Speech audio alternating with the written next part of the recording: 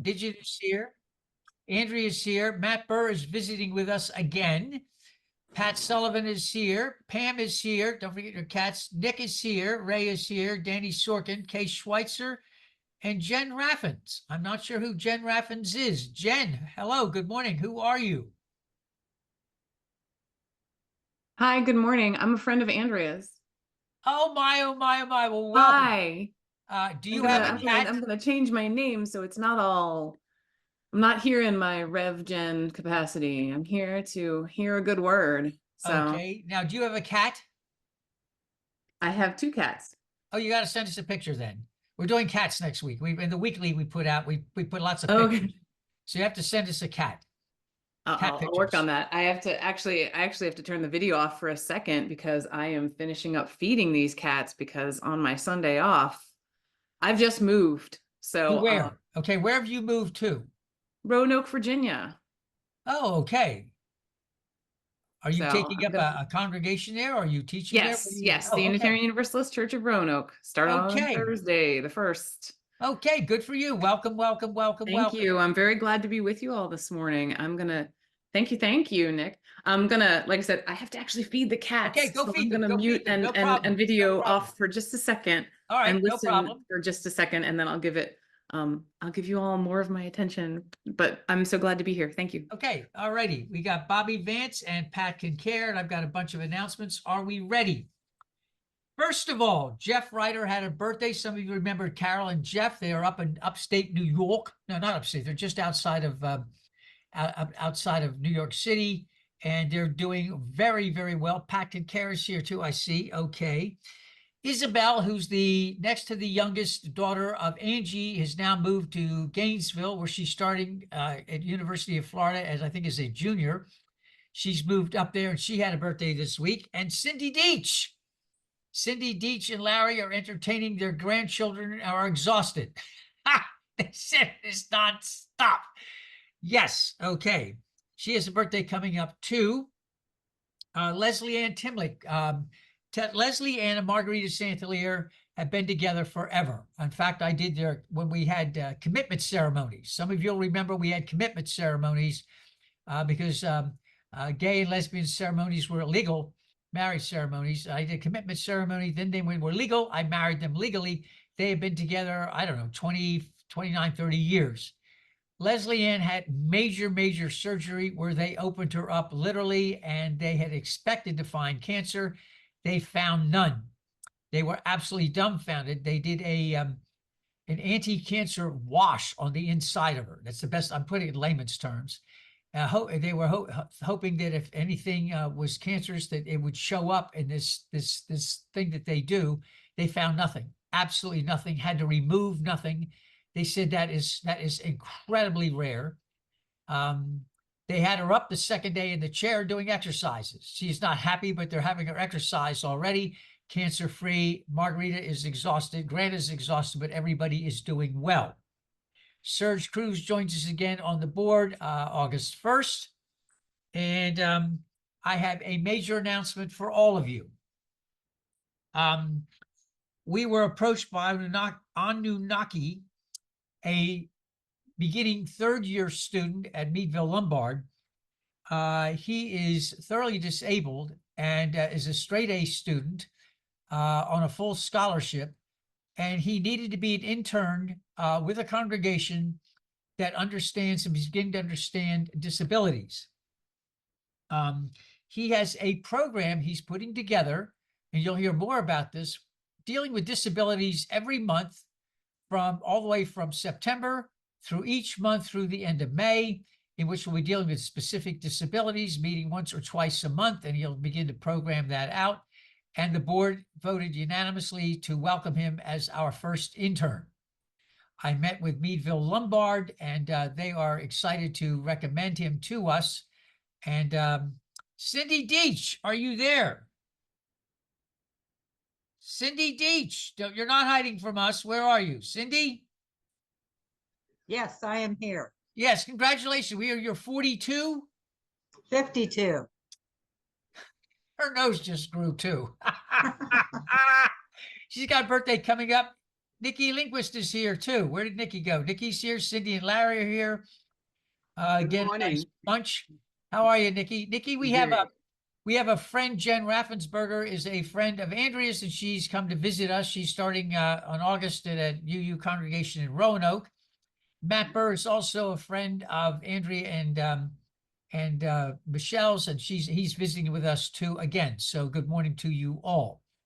The internship is exciting. We're going to be dealing with how do we affirm various kinds of disabilities, learn about them, and make it clear that there is a place here. Let me remind everybody very gently, everybody on the ministerial staff has major disabilities, everybody, all 5 of us. So it was felt that this would be a natural home for Anunnaki to be an intern, and we all have a great deal to learn coming up. So I'll let you know more about that as he fleshes out the programming. So again, we will have an intern for our first intern, and what an exciting time it will be to learn. Andrea is sharing today. Ray Rowland, it will be reading, and let us then begin with a moment of remembering the. Hold on a minute. Remembering a time for memorial.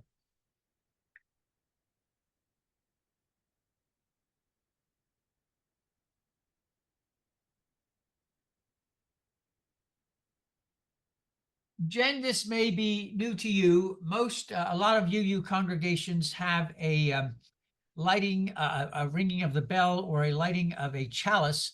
We use a chalice every time we gather because we have an agape meal. So putting a candle in a chalice just doesn't work for us. So what we're doing is we have and we call a memorial candle, and we begin the service remembering all of those who have passed this past week, most of whom, of course, we do not know, but we keep their memories alive. Again, it has been a week of death all over the place. Rockets in the Middle East, bombs going off in the Gaza, killing little children. Again, it has been a bad week. Hezbollah decided to kill a bunch of innocent people in the Golan Heights. Innocents all over the place, and we light a memorial candle for all of those people we don't know who are plain innocent at the wrong place at the wrong time. And we don't know their names, but we do keep their memories alive in our hearts and in our thoughts. So for all of those this week who are innocent, kind, young, old, had no idea that they were going to die so radically and violently, wrong place at the wrong time, we keep them in our hearts. Our introit for this morning is The Good, the Bad, and the Ugly, the Fantasy Orchestra. If you would.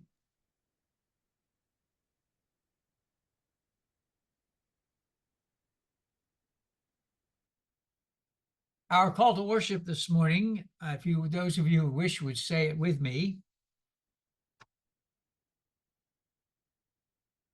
It is in green. If we'd read together. Blessed is the fire that burns deep in the soul. It is the flame of spirit touched into being. It is the fire of reason, the fire of compassion, the fire of community, the fire of justice, the fire of faith. It is the fire of love burning deep in the human heart, the divine glow in every life, Selah. And for those of you who wish, if you read the morning prayer with me, everywhere I go, let it be on with intention and grace. Everything I experience, let me remember beauty. Everything I do, let it be rooted in our values. Every emotion I feel, let spirit remind me of wonder. Everything I seek, let me find in love.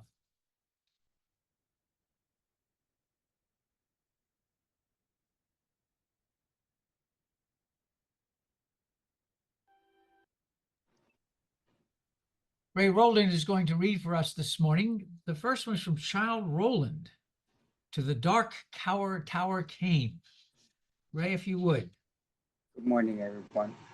My first thought was he lied in every word, that hard cripple with malicious eye, askant to watch the working of his lie. On mind and mouth scared able to afford suppression of the glee that pursed and scored. Its edge at one more victim gained thereby, if at his counsel I should turn aside into the ominous track which all agree hides the dark tower, yet acquiescently I did turn as he pointed, neither pride nor hope rekindling at the end described, so much as gladness that some end might be. Our responsive reading this morning, I'm asking if you'd be kind enough to read the indented green. Our journey is to transform the world, and in so ourselves. No one is outside the circle of love. We nourish the sparks of the holy wherever we find them. None of us are free until we are all free. We center love and justice in our communities above all else. If not us, then who? If not now, then when? We are the inheritors of our ancestors' dreams. Let us fulfill them together. And Ray, if you would again.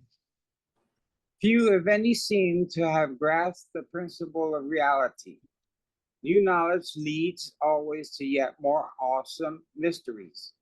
Greater physiology knowledge of the brain makes the existence of the soul less possible, yet more probable by the nature of the search. Do you see? Of course you don't. You're surrounded by your own romantic aura. You lie check and jowl daily with the arcane. Yet now you approach the limits, not of belief, but of comprehension. You face reverse entropy of the soul, but more to the Prozac. Imagine the sand of the Mohaine Desert, which you crossed to find me, and imagine a trillion universes, not worlds, but entire universes, encapsulated in each grain of that desert, and within each universe of infinity of others. With one swing of your boot, you may knock 100 billion words flying off into darkness in a chain never to be completed.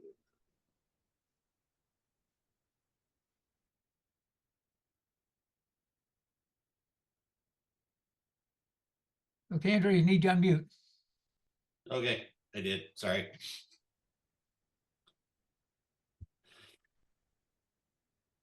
The man in black fled across the desert and the gunslinger followed. That single epic sentence is how it began, really. An epic quest, Arthurian in scope and Orwellian in suspense, deeply and pathologically cloaked in metaphor and meaning.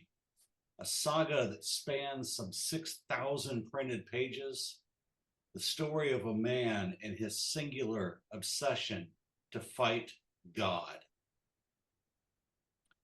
In another time, in another place, and on a different Christmas morning, I met the Dark Tower and its devotee, Roland of Gilead. My parents and I had realized that finding science fiction or fantasy books that I hadn't read was impossible. So we came to an agreement. If a Stephen King book wasn't in the house, I would have to wait until it was. I was fine with the waiting until I met Roland. And that's when everything changed. Stephen King's Dark Tower Saga owes its existence to a Robert Browning poem that I accepted for our first reading, and a box of odd-sized green paper. Also some King Lear, because madness is as much hereditary as it is environmental. And if anything, madness is what rules Roland's Gilead. Madness, desperation, fear, malice, and nostalgia. It's a loud sort of chaos birthed from a fundamental lack of inspiration and beauty. And to a closeted queer kid growing up with her own mind slowly unraveling, these were the stories that stitched it back together. The signposts of our world that poked through into Roland's as reminders that we were not so distant from our fears, not so comfortable in our insanity as we might like. But this isn't a story of a lonely kid in a book series. We've all seen that movie. The theme song was amazing, but the sequels were awful. In Roland's world, Ka, or fate as we know it, Dharma, fortune, or any of a dozen other names, drive Roland to relentlessly pursue first his nemesis, the man in black, and then the tower itself. Roland has sworn himself to the tower. Ka is as its servant. And it is important to know, starting out from the very beginning, Roland is a zealot. The people that Roland will meet and travel with become Katet, fate bonded to stay together until they don't. The cause is always the tower until it's not. And they are bonded, used, formed, and discarded like so much rubbish. Eddie Dean of New York, a member of Roland's Katet, refers to this process as Kaka. He's not wrong. Because the tower here is a nexus, a place of infinite possibilities. Roland, last of his kind, seeks the dweller of the tower's highest room. Roland, like so many of us, seeks to fight God for the answers that he desires. The series progresses and Roland's mind slowly becomes undone, as mine did in reverse. I started to recognize the elements of Roland's world breaking through into ours. It wasn't that the chaos was any quieter or any calmer. It was that the people I met were flashing Roland's half smile with that glint of cutthroat nostalgia in their eyes. I was journaling the other night, reflecting on the pop-up bluegrass circles from my youth. I'd had this habit of hanging around in a specific guitar shop on the weekends in Louisville, and I was welcome to stay there as long as I minded my manners, which included never playing Stairway. We had a kind of magic that would happen in that store. Traveling players up from Nashville and headed west would stop in for this or that. And sometimes, if the right person asked, they'd play for a spell. A circle would form around them then, instruments coming down from the store's walls, and we'd make the old-time mountain music sing bright. We played old traditional stuff, songs of the Appalachian Low and Midlands, of the Deltas, and we did it all in a time before a Bonnaroo or a Mumford and Son. And I gotta tell you, for more than a few of those moments, the world just stopped because it was just us, the music, and Ka. The closest I ever came to re-experiencing those moments was when I would dance in the powwow circle, dancing as the big drum's beating heart cried out to Mother Earth for all of our lives. I realize now I live in a world that has moved on, that we live in a world that has moved on. What Roland calls Ka, our Calvinist friends also call predestination.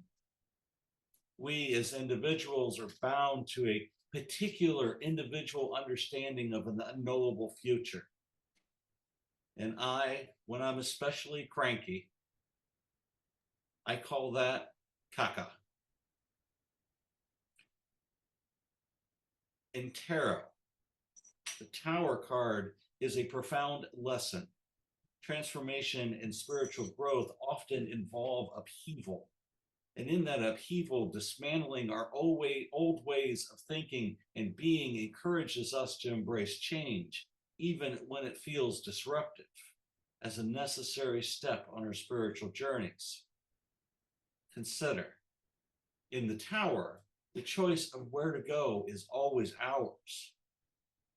Once we hit the prism of self-reflection, the next movements are entirely ours. While we as a people may be bound to the tower, bound to the edifice of change, we are not bound to a specific journey beyond it. It is in the middle of the prism of choice that we find our community, that Khatet moves from fool to family. I ask you, let us witness the tower as an opportunity for renewal, that we are reminded even in times of disruption, we can find a higher purpose and a way to continued spiritual growth. For we are never, never alone. Our light touches and connects, dancing in the shadows of faith and reason. Because we sit at the foot of the dark tower itself now, with the choice ours to make. Will we move with the world, taking our values and commitments and ethics with us? Or will we remain rooted to the nostalgia of bygone days? We are committed to the path of inclusion, of welcoming all to break bread at our table. We are committed to the best choices in this singular tower moment. And if we have to fight God before we welcome God, so be it. Because we move with the people, not the world. That's why we are all souls. Selah.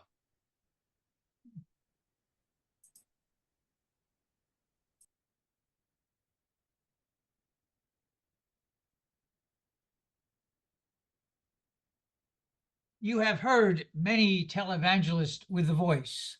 While the Bible says, and I want to share with you some things that the Bible says. Jesus received water from a woman at the well. Absolutely a no-no, but what made it worse was it was a Samaritan woman at the well. Jesus is in Jericho, one of the few times he was not in the Galilee, and he insists on having lunch, not with a tax collector, but what made it worse was the chief tax collector. And what made it worse than that was the chief tax collector was Jewish, working for the Romans. Then appended to the Gospel of John was a story that circulated regularly after Jesus died about the no-no of all no-nos. A woman was brought to him caught in the act of adultery. A very riotous group of self-righteous males insisted to Jesus, "What are we going to do? You know the law. The law says." And Jesus wrote something in the sand. And they said, "Well," and Jesus looked up and said, "Those of you without guilt, you cast the first stone."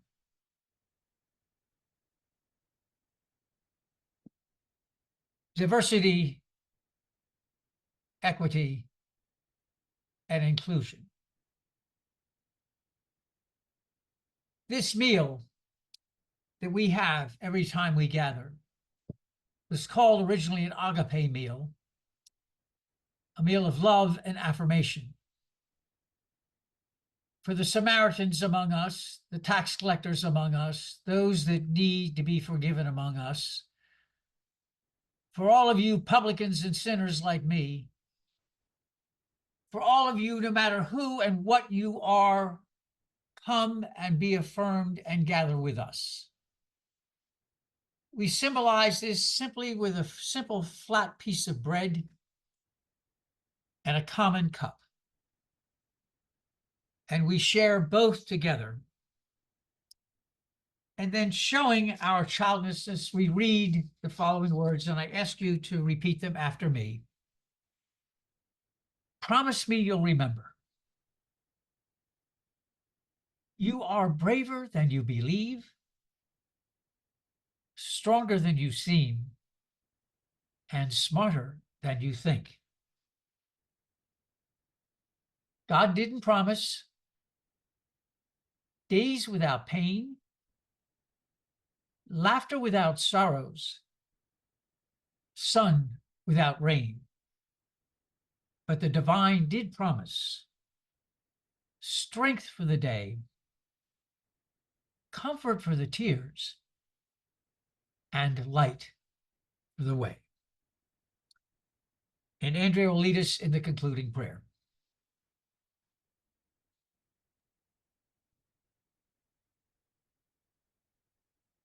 May I at all times, both now and forever, become a protector of those without protection, a guide for those that have lost their way, a ship for those with oceans to cross, a bridge for those with rivers to cross, a sanctuary for those in danger, a light for those without light, a place of refuge for those who lack shelter, and a servant to all who need, for as long as space endures, and for as long as living beings remain. Shantideva, after the 8th century Buddhist monk.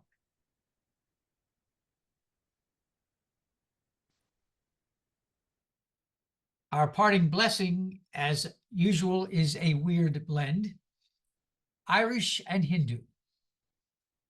And now may the road rise to meet you.